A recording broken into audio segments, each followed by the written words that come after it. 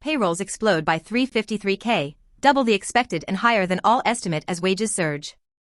Well, we did warn readers that anyone hoping for a negative print in an election year would be disappointed, and moments ago the BLS proved us right. P.S. If anyone expects any econ data in the election 2024 year to be accurate or to make any sense, you will be severely disappointed. https://t.co/ut1uxbc5nt. Zero Hedge, at Zero Hedge, January 29, 2024.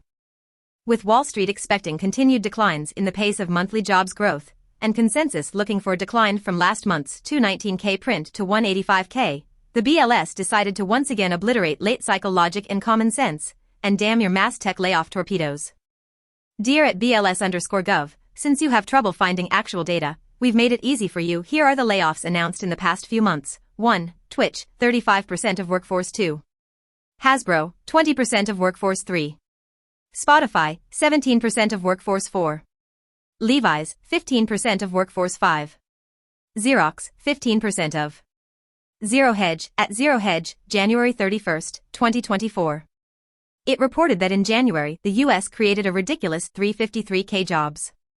Double the 185K expected, and higher than the highest forecast estimate, which as a reminder was 300K. In fact, as shown below, this was a 4 sigma beat to expectations. And putting the beat in the context of the past year, it was an absolute blowout. What is notable is that once again there was a huge dispersion between the establishment and household surveys, and while the former indicated an increase of 353K, the latter reported a drop in employment of 31K. Indeed, as the next chart shows, it's safe to assume that all establishment survey numbers are now completely made up. Not only that, but while the US allegedly added 353K jobs, and employment dropped by 31K, full-time jobs actually declined by 63K and part-time jobs surged by 96K. Clearly none of that mattered to the BLS, however, which had just one mission, to make the Biden economy look double super good ahead of the November elections, and it wasn't just payrolls which blew away expectations, the unemployment rate also slipped, staying at 3.7%, versus expectations of an increase to 3.8%.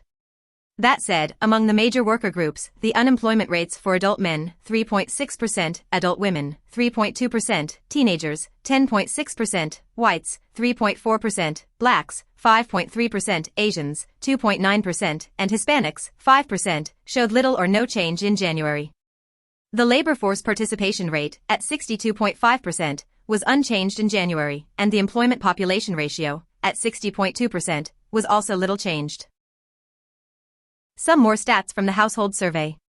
In January, the number of people employed part-time for economic reasons, at 4.4 million, changed little. These individuals, who would have preferred full-time employment, were working part-time because their hours had been reduced or they were unable to find full-time jobs. The number of people not in the labor force who currently want a job, at 5.8 million, was little changed in January. These individuals were not counted as unemployed because they were not actively looking for work during the 4 weeks preceding the survey or were unavailable to take a job. Among those not in the labor force who wanted a job, the number of people marginally attached to the labor force changed little at 1.7 million in January. These individuals wanted and were available for work and had looked for a job sometime in the prior 12 months but had not looked for work in the 4 weeks preceding the survey. The number of discouraged workers, a subset of the marginally attached who believed that no jobs were available for them, increased to 452,000 in January. More notable was the sudden jump in wages, with the BLS reporting that average hourly earnings increased 0.6% from December, and double the 0.3% estimated increase, rising 4.5% YOY, also blowing away estimates of a 4.1% increase.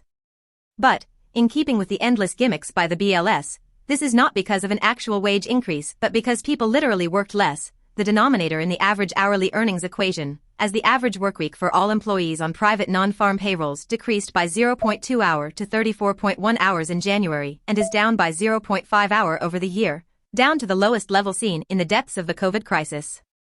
To be sure, a big reason why none of today's numbers made any sense is because this was the report when the annual revisions are made, and while we will have more to say on that, one can see the clear difference in payrolls and estimates before and after revisions below.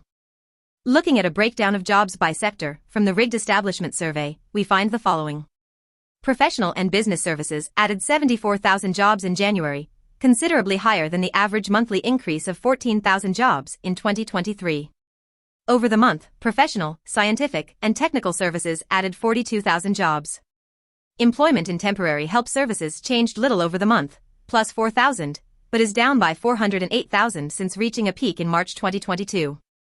In January, employment in healthcare rose by 70,000, with gains in ambulatory health care services, plus 33,000, hospitals, plus 20,000, and nursing and residential care facilities, plus 17,000. Job growth in healthcare averaged 58,000 per month in 2023. Retail trade employment increased by 45,000 in January, but has shown little net growth since early 2023. Over the month, general merchandise retailers added 24,000 jobs, while electronics and appliance retailers lost 3,000 jobs. Employment in social assistance rose by 30,000 in January, reflecting continued growth in individual and family services, plus 22,000. Employment in social assistance grew by an average of 23,000 per month in 2023. Employment in manufacturing edged up in January, plus 23,000, with job gains in chemical manufacturing, plus 7,000, and printing and related support activities, plus 5,000.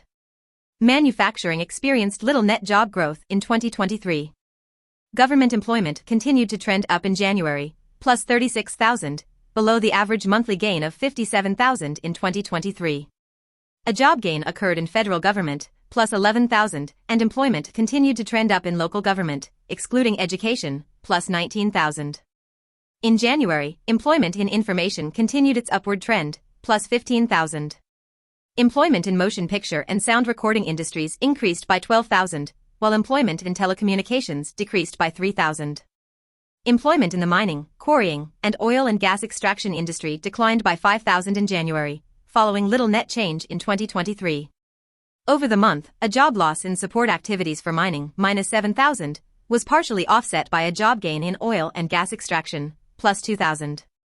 Employment showed little change over the month in other major industries, including construction, wholesale trade, transportation and warehousing, financial activities, leisure and hospitality, and other services. We will have more to say on this report, but the bottom line is simple. The Biden administration has clearly tasked the BLS to make the labor market as strong and hot as possible ahead of November. Needless to say, this will make the Fed's job very difficult, as any rate cuts will be very, very difficult to pass now with the FOMC consensus. Of course, inflation will keep easing since the jobs numbers are totally bogus and made up, and in reality the labor market is shrinking fast, but we have election coming. As such, the BLS has been terminally discredited, and any indications of the true state of U.S. employment will have to come at the macro level, like tracking individual corporate layoffs and other alternative metrics. This also means that trading in 2024 is going to be very difficult, since most, if not all, fundamental data will be rigged to appear much stronger than it is, until eventually everything snaps. Biden's hope, of course, is that this happens after November.